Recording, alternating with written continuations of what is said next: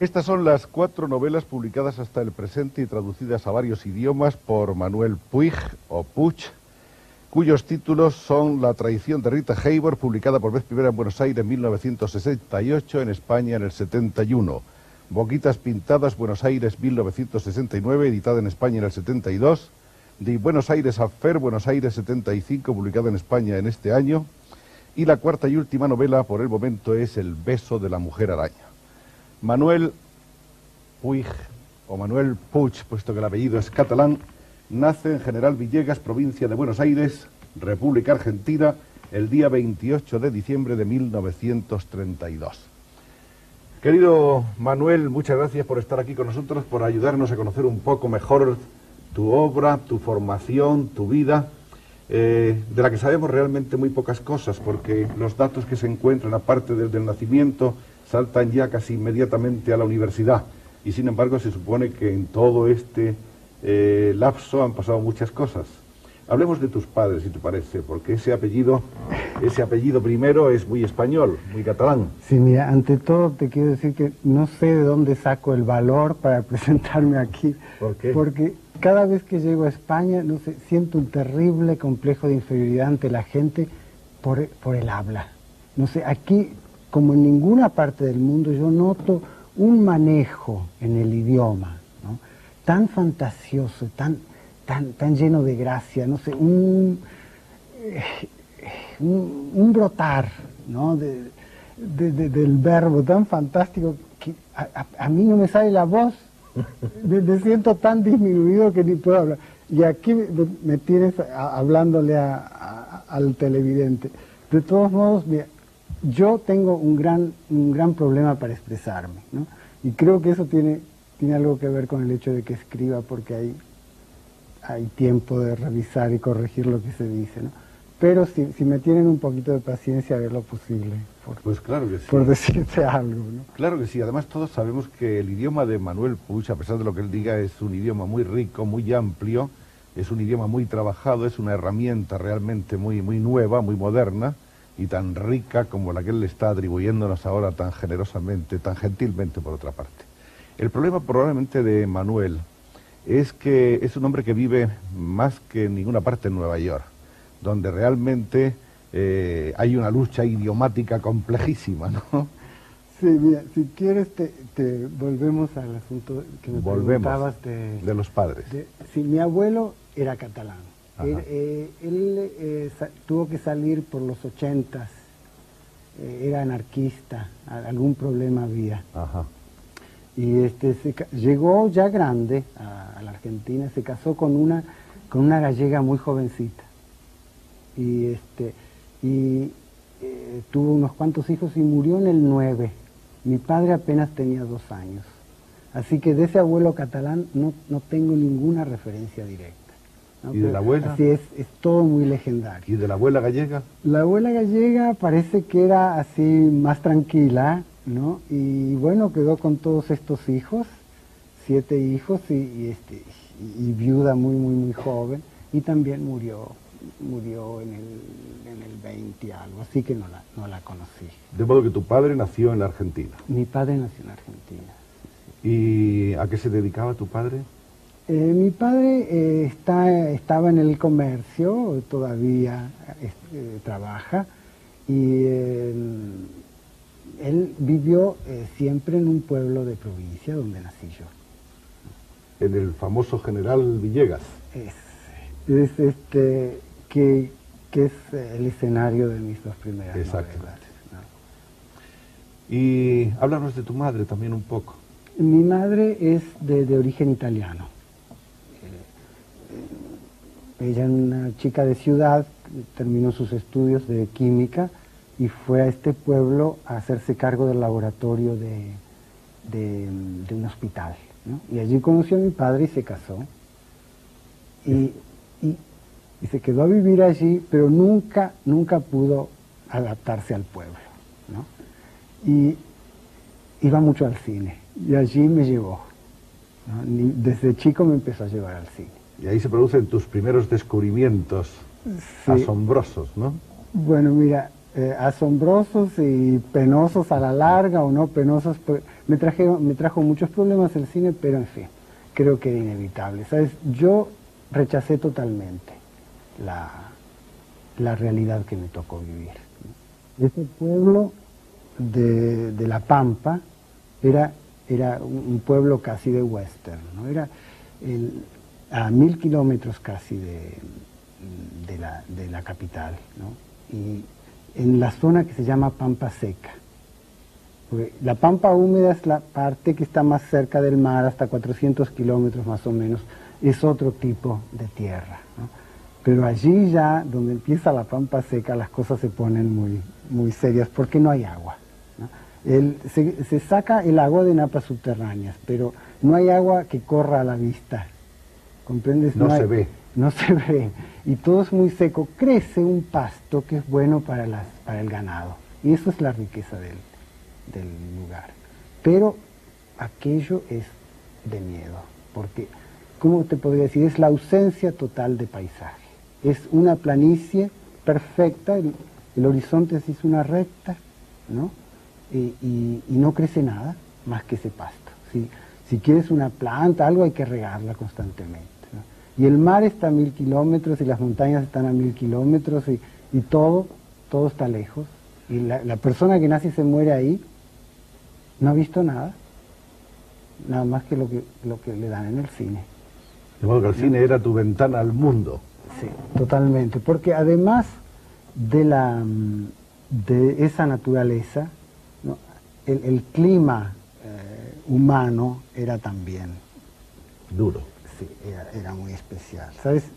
¿Qué te podría decir? Era la vigencia total del machismo. Allí estaba aceptado que debían existir fuertes y débiles, ¿comprendes? Y lo que daba el prestigio era la prepotencia. Lo que realmente hacía respetar a alguien es que gritara fuerte, ¿comprendes?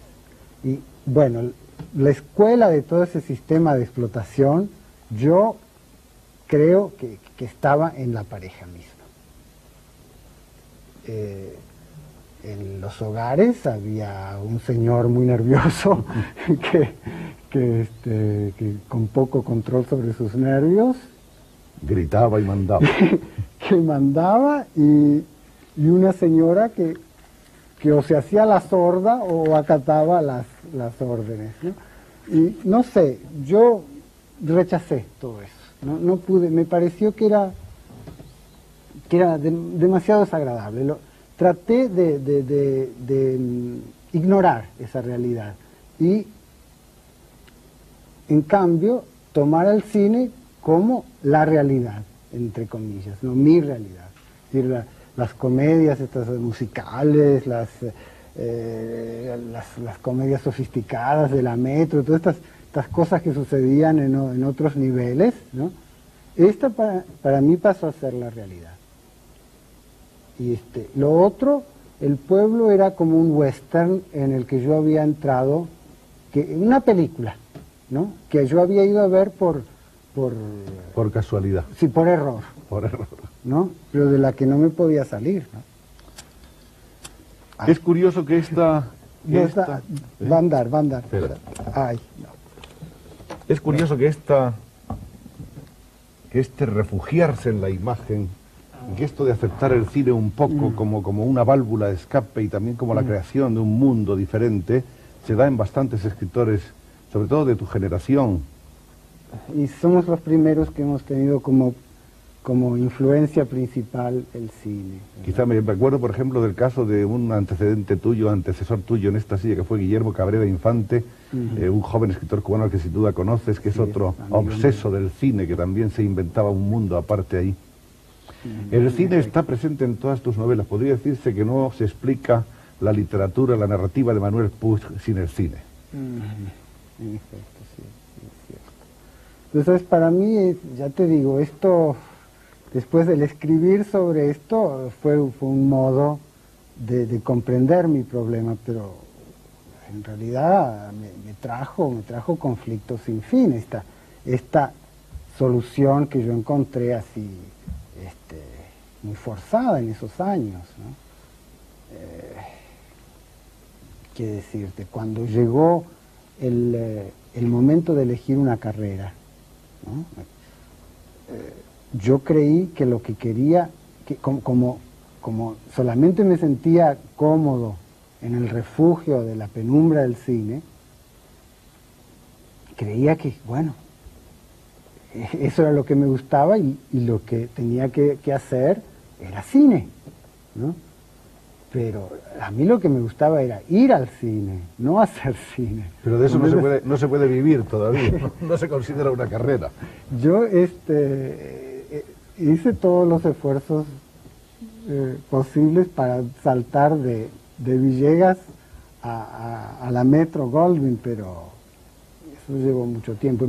Primero yo pensé que el mundo ese de la Metro Goldwyn lo iba a encontrar en Buenos Aires, ¿no? En la ciudad. Fuera del pueblo, la realidad de esas películas iba a ser la realidad normal. Pero cuando empecé la escuela secundaria y tuve que ir a Buenos Aires porque en mi pueblo no había primaria nada más, encontré que en la ciudad de Buenos Aires había tanta agresividad o más que en el pueblo, ¿no? Con otro paisaje. Sí, pero lo que ahí descubrí que lo que más me molestaba a mí era ese problema con la autoridad, con la prepotencia, ¿comprendes? Yo no, a mí se me ofrecía el rol del explotador. Mi padre con ciertos esfuerzos logró una situación y yo estaba en buenas condiciones para ocupar uno de esos puestos. Pero no tenía demasiado problema con eso. No me gustaba recibir órdenes, pero dar órdenes y mandar y explotar. ¿Te gustaba menos? Sí, nada. Sí, esos dos roles que yo veía impuestos, bueno, pero que por entonces los consideraba naturales. Después cambié de idea. Y ya te digo, el Hollywood que no encontré en Buenos Aires, supuse que estaba en Europa, ¿no? o en el Hollywood mismo, ¿no? Y para eso estudié como loco los idiomas del cine, ¿no? Porque para mí mi lengua, ¿no? lo que se hablaba allí, el argentino, era la lengua del subdesarrollo, la lengua del western que yo no quería ver, ¿comprendes? Así que los idiomas de la realidad para mí eran el inglés, por supuesto, por el cine, y el italiano y el francés por las películas también, que en la posguerra empezaron a llegar con cierto valor artístico, ¿no? Entonces, lo único que yo estudié en mi vida con pasión fue estos idiomas, porque era lo que me iba a permitir la fuga, sí. Total. Y bueno... el primer salto fue a Europa. Sí. A Roma. A Roma, sí. Estudiando italiano, literatura italiana, gané una beca y fui al Centro Sperimentale di Cinematografía en Roma, que era la escuela en esa época que más prestigio tenía, ¿no? Ahí estaba Cesare Sabatini. Sí, bueno, ya no estaba él, pero estaban sus ideas reinaban, ¿no? Él tenía un dogma muy preciso y muy duro también, de eso si quieres podemos hablar. Bueno, ese fue ya un primer encuentro o una primera aproximación a la realidad cinematográfica. Sí, y bueno, la escuela no me resultó demasiado propicia, ¿no? Se hablaba contra el cine de autor, ¿no? Porque era el año 56 y el neorrealismo estaba empezando a decaer o ya decayendo totalmente, ¿no? Y por la misma razón los teóricos del neorrealismo estaban más tremendos que nunca, ¿no? Ya había sido siempre una escuela algo dogmática, ¿no? Tú sabes, las primeras obras del neorrealismo las hicieron autores, ¿no? De Sica, Rossellini, Visconti, y de allí se extrajeron como conclusiones las ciertas teorías que después se pretendió aplicar. Como un cuerpo de doctrina, sí. Eso, exactamente, y con una dureza que no convenía, creo. No conviene nunca. Se entendía el cine como una forma de exploración de la realidad y de denuncia, lo cual está muy bien, ¿no? Pero se pretendía fotografiar la realidad, ¿no? Se decía, hay que filmar la realidad tal cual es, no interpretarla. Entonces, ¿comprendes? Iba contra toda expresión personal, sin ver el peligro que todo eso implicaba, que era el de quedarse en la superficie de las cosas y nada más. Pero se venía de todo un cine demasiado que habían pecado por frívolo, ¿comprendes? Y por así, caprichosamente personal. Entonces, se exageró al punto de decir que todo cine personal era frívolo, ¿no? Lo cual era un error. Y imagínate, yo llego allí y me dicen toda expresión personal está mal. Y bueno, ya era un modo, comprendes, de imponerme una autoridad que me molestaba. Y enseguida dejé la escuela, no duré nada allí. ¿Ah, sí? Nada, no duré nada. Y me metí a hacer pequeñas experiencias como asistente, como ayudante, y a escribir para cine, guiones, ¿no? Y los dos intentos fueron desastrosos. Como asistente, pues, yo que huía de los conflictos de autoridad y conflictos con la agresividad, imagínate trabajar con lo que era un plató con Selznick, que hacía Adiós a las armas, con Jennifer Jones, que la interpretaba, toda gente con una personalidad fuertísima y que, bueno, tú sabes. Yo me sentí totalmente apabullado. Así. No era, imagínate, lo que yo buscaba era un refugio, ¿no? De la realidad, no luchar. El plató es una cosa terrible. Entonces la selva. Hay que saber muy bien lo que se quiere, ¿no? Hay que saber, tenerlo muy claro y proyectar una seguridad en ti mismo, porque si no, el fotógrafo te quiere hacer su película, ¿no? Porque él la ve de un modo. La actriz principal quiere interpretar su parte como se le ocurrió a ella al leer el guión, ¿no? Cada integrante del equipo tiene su película en mente. Y es el director el que tiene que poner un poco de orden en eso, ¿verdad? Pero se necesita un modo de ser muy especial para lograr esto.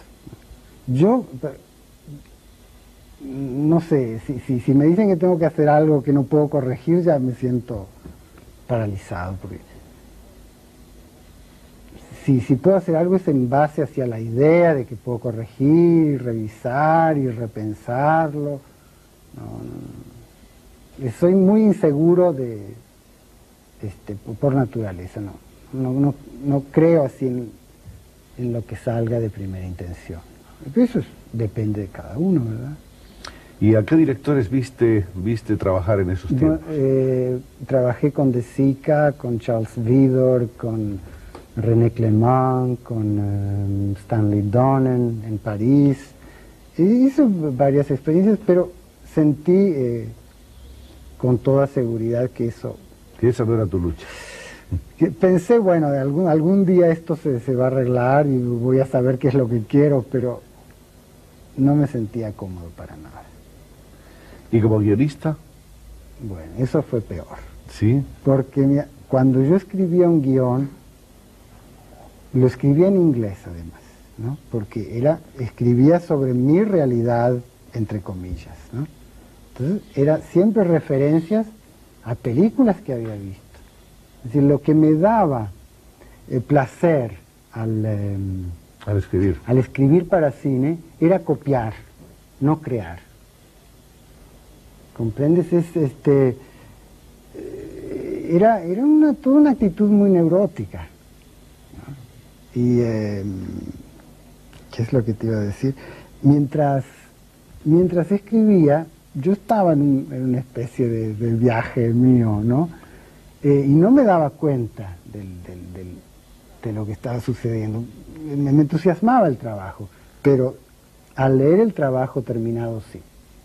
Allí comprendía y me daba cuenta que eso no. Empezando que el idioma, bueno, yo sabía inglés, pero no era bilingüe, no podía escribir en inglés, estaba lleno de faltas, una cosa disparatada. Además, los argumentos eran refritos de Cumbres Borrascosas, de Rebeca, de todas las películas que de chico me habían impresionado mucho, ¿no? Y así fue que, bueno, mis amigos así más allegados, cuando veían esos productos, ¿qué es esto, no? Se agarraban la cabeza porque eran cosas realmente muy extrañas, ¿no? ¿Qué pasa? Entonces me aconsejaron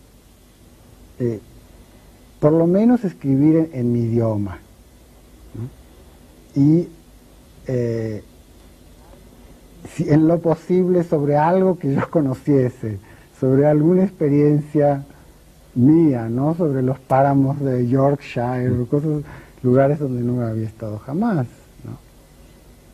Y bueno, intenté algo de eso. Te querría hacer una referencia. Yo a todo esto empezaba a notar un conflicto muy grande con el idioma, que se recrudeció muchísimo en mi primer viaje a España.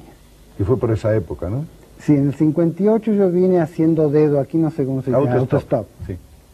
Hice un larguísimo recorrido. Aquí era nuevo, así que toda la gente lo tomaba como muy simpático, y yo llegaba mucho antes que con el tren a cualquier lado. Y fue un viaje fantástico, pero me sorprendió mucho eso que te decía del manejo de la lengua en la gente, ¿no? Esa manera de hablar. Recuerdo unos episodios en Posadas, por Valladolid, por ahí, en que las mozas hacían juegos de retruécanos con los camioneros y cosas que eran de una velocidad mental y de una gracia. Pero esta gente tiene un idioma, y yo, mi español ¿qué es? Mi castellano ¿qué es? Porque empezando que nunca lo había aceptado porque era el lenguaje de los problemas, ¿no? El lenguaje de la realidad. De la realidad que te oprimía. Y entonces el inglés no era mi idioma como yo hubiese querido, ¿no? Que por suerte no lo fue. O sea que ese viaje a España, ¿tú crees que influyó en tu descubrimiento del idioma? Bueno, influyó en el sentido de que me hizo tocar fondo. Dije, aquí yo no tengo idioma, nada. ¿En qué voy a escribir? ¿Qué pasa? Para escribir los guiones, ¿no? Pero eso quedó así como un problema más mezclado dentro de toda esa confusión que tenía, ¿no? Y poco después vino este momento del primer intento de escribir en español. Y se me ocurrió un episodio en el pueblo, en General Villegas, como protagonista un primo mío muy don Juanesco, ¿no? Es decir, quise armar una historieta en base a hechos reales, ¿no? Y escribirla, claro, en español. en argentino o en lo que pudiese, en la lengua que me había quedado de algún modo en la memoria. Porque a todo esto ya hacía casi 5 años o 6 que vivía siempre en lugares donde se hablaba otro idioma, ¿no? Estuve tiempo en París, en Estocolmo, y de vuelta en Roma fue que hice este intento de guión.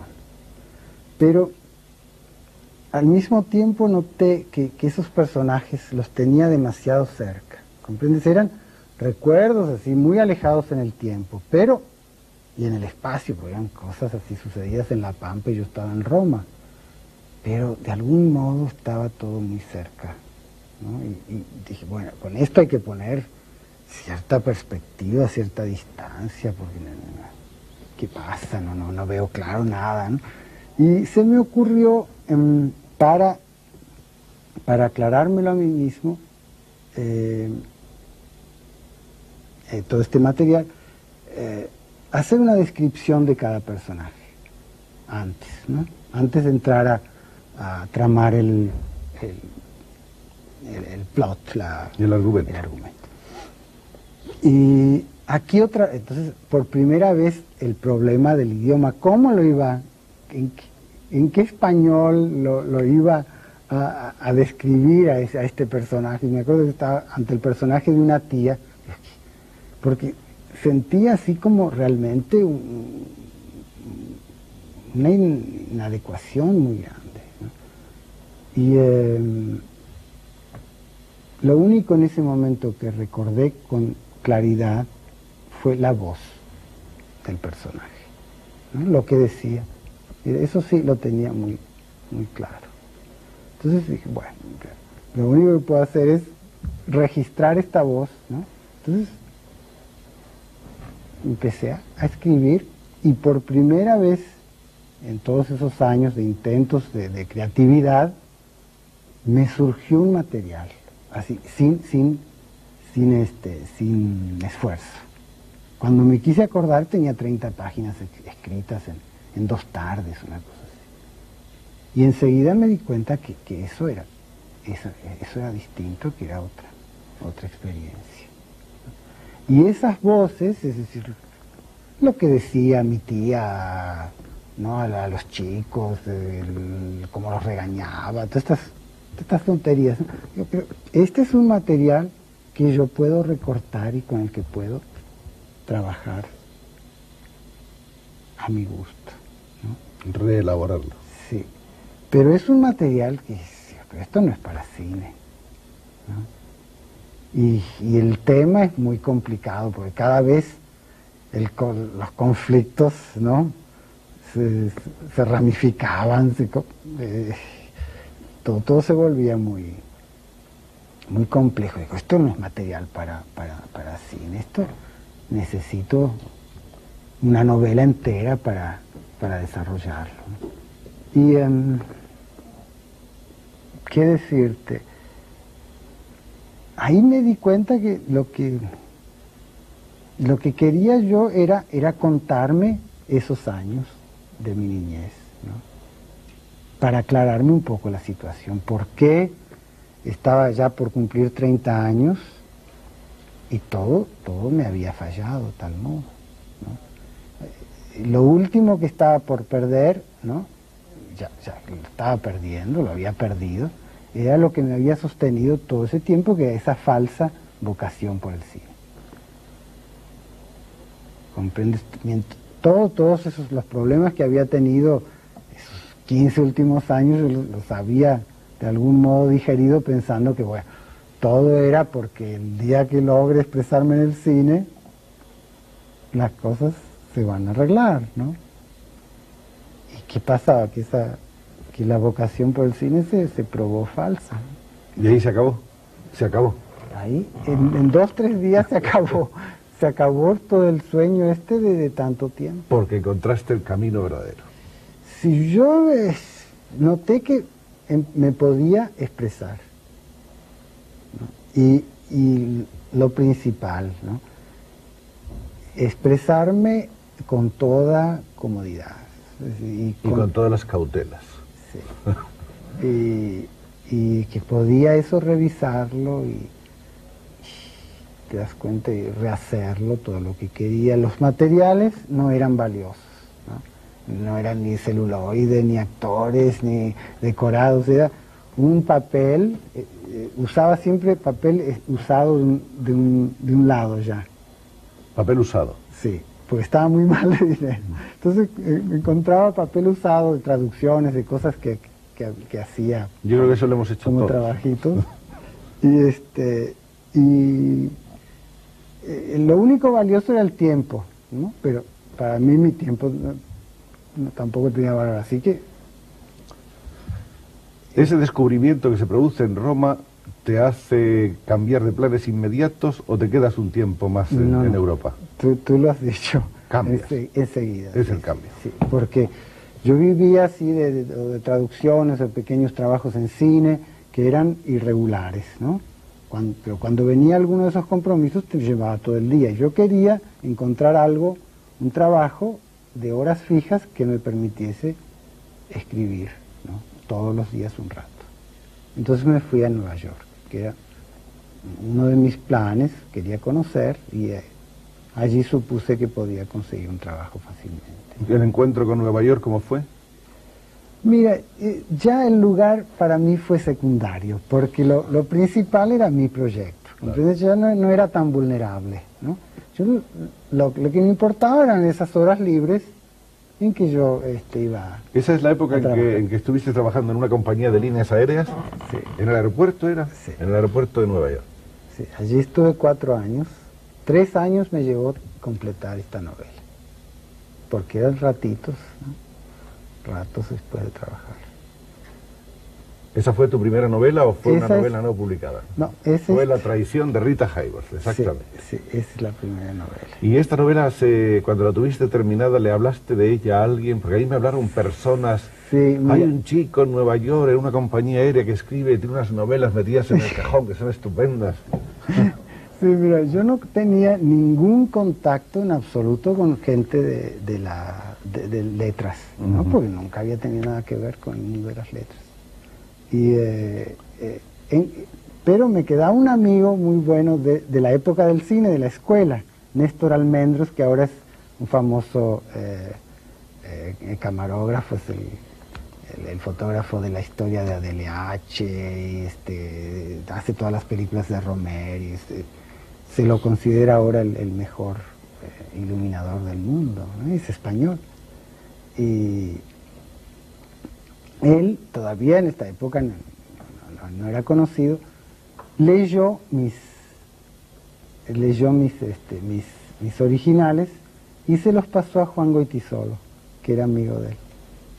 Y Juan los mandó al Biblioteca Breve, del año 65, diciembre del 65, cuando la novela estaba apenas terminada. ¿Y qué pasó en ese premio Biblioteca Breve?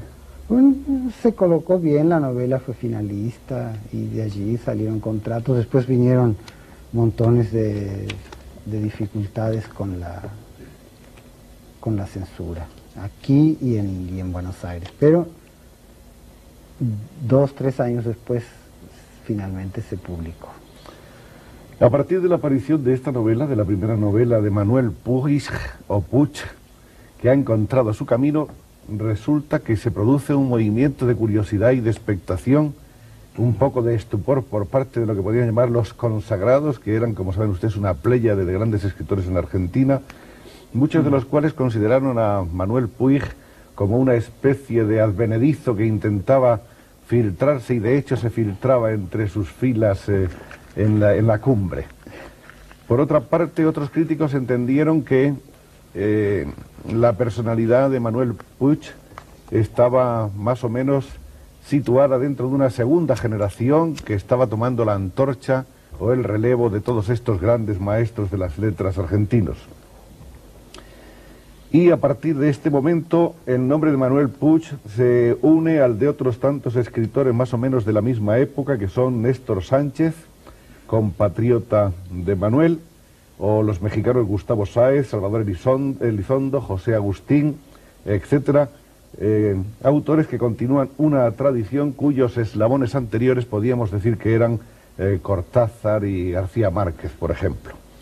Lo que viene a demostrar, entre otras cosas, primero, que lo que parecía flor de un día, que era el boom de la narrativa hispanoamericana, no era tal, sino que por el contrario tiene una continuidad que va prestando además este fenómeno de la continuidad y del relevo generacional. Y por otra parte, que paralelamente y al mismo tiempo en Europa continúa la narrativa moviéndose sin acabar de salir de una situación sombría y estancada. En cuanto a Boquitas Pintadas, que ha sido el éxito más grande de Manuel Puig hasta el presente, el que le hizo popular en todo el mundo y el que probablemente le hizo ganar más dinero del que había ganado en toda su vida hasta entonces. Bueno, no creas. Hasta entonces, digo. Pero el dinero en literatura no. No, ¿verdad? No es. Bueno, es cuestión de paciencia. Sí. Esta novela incide en el mismo tema, porque diríamos que hay una temática obsesiva y constante. Permíteme que te ofrezca un fósforo, que estos son de los que realmente no fallan. De tal manera que casi todos los libros y todos los capítulos de las novelas de Manuel Puig arrancan con una cita cinematográfica. Hay casi siempre una escena con un diálogo de una película que puede ser desde La Dama de las Camelias a, en fin, a lo que ustedes quieran. Y que todas tienen su explicación. Entonces, esta novela, él la subtituló Folletín, y creo que eso te interesa aclararlo un poco, ¿no? Sí, mire, yo, por ciertas formas así despreciadas, ciertos géneros populares, tengo un especial gusto, tengo una afición, y creo que estos géneros menores, bueno, pueden ser tratados con cierto rigor artístico y valorizados. El hecho de que sean populares, no, a mí no me molesta, al contrario. Hay ciertos ingredientes, por ejemplo, del folletín, que es el cuidado de la intriga, ¿no?, que me parecen válidos. Y he intentado siempre una forma de novela popular, ¿no? La tercera novela, de Buenos Aires Affair, elaboración de un esquema en cierto modo tradicional de un género muy popular que es la novela policial o policíaca, naturalmente con los tratamientos y con las temáticas y las obsesiones del mundo cinematográfico y un poco el mundo urbano, porque todas estas novelas son un poco novelas urbanas, están insertas más o menos en una geografía concreta de ciudades y de una vida más o menos urbana. ¿Qué nos diría Manuel Puig acerca de esta novela? Bueno, después de las dos primeras que trataban así de más recuerdos de la infancia en el pueblo, traté el mundo de Buenos Aires. Aparecen en esta novela una serie de voces que son un poco como las voces de referencia o los puntos de partida, que son nada más que Joan Crawford, Dorothy Lamour, Marlene Dietrich, Jan Harlow, Greer Garson, Norma Shearer, Hedy Lamarr, Susan Hayward, Bette Davis, algún ídolo argentino también de la época. Mecha Ortiz. Mecha Ortiz, exacto. Y la última de las novelas de Manuel Puig es El beso de la mujer araña. Esta es la cuarta por el momento, supongo que hay una quinta en camino, de eso ya hablaremos. Está construida sobre una serie de películas contadas por un recluso a un compañero. De manera que son dos personas que están en una misma celda, una de ellas es un activista político, el otro es un homosexual, y los dos se dedican a contarse películas. En efecto. Y este es un procedimiento que tiene además una fuerza extraordinaria. Mira, muchos me han preguntado por qué la elección de esos dos personajes, ¿no? Y de algún modo pienso que es una continuación de mi tema de siempre, ¿no? Yo necesitaba que uno de los dos protagonistas defendiese el rol clásico de la mujer sometida. Y bueno, para que esto tuviera lugar hoy, ¿no? ¿Qué mujer, qué tipo de mujer? No se me ocurría un tipo de mujer que todavía estuviese aferrada a ese sueño, ¿no?, de la realización amorosa mediante la sumisión. La sumisión. Entonces, En cambio me pareció que un homosexual con fijación femenina, ¿no?, puede todavía, como no logra realizar la experiencia, ¿no?, puede todavía creer en esa ilusión, ¿no?, y defender ese rol. Y para el otro protagonista necesitaba un personaje dialéctico, alguien abierto a la discusión, ¿no? Y por eso la elección de los protagonistas. ¿La quinta novela? Bueno, eso está muy en preparación, están muy Hay que suponer que estas 4 novelas que han causado esa sensación de apertura, de nueva línea, de nuevo camino en la narrativa hispanoamericana, irán seguidas de otros muchos libros o de otros varios libros que pueden apuntar nuevos cambios sorprendentes. Los esperamos y mientras tanto nos encanta haber tenido ocasión de conocer un poco más a fondo a este escritor que tanto nos interesaba y que sin embargo quedaba tan lejos de nosotros. Muchas gracias, Manuel. Al contrario, gracias a ti.